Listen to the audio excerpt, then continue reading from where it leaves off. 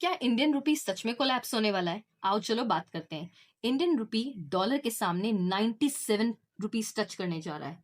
पर इसका reason India की वीकनेस नहीं बल्कि ग्लोबल चल रहे चैलेंजेस हैं। इसके लिए फाइनेंस मिनिस्टर ने 3F को बताया है। 3F। सबसे पहला एफ है फ्यूल। वेस्ट एशिया क्राइसिस की वजह से इंटरनेशनल क्रूड प्राइस बहुत तेजी से बढ़ रहे हैं। इंडिया 80% से ज्यादा ऑयल इंपोर्ट करता है। ऐसा नहीं है कि इंडिया में क्रूड ऑयल होता नहीं है, होता है, बट इंडिया में डिमांड इतनी ज्यादा है जितना हम सप्लाई नहीं कर पाते, इसीलिए हमें इसको बाहर से इंपोर्ट करना पड़ता है। सेकेंड एफ बताया है फर्टिलाइजर। ग्लोबल लेवल पर खाद के दाम अनइमेजिनेबल तरीके से बढ़ चुके हैं। इंडिया एग्रीकल्चर हेवी देश है, तो इंपोर्ट्स का खर्चा बढ़ने से गवर्नमेंट पर सब्सिडी का बर्डन बहुत तेजी से बढ़ रहा है और मार्केट में फूड इन्फ्लेशन का डर है। नेक्स्ट स्टेप है फॉरेन एक्सचेंज।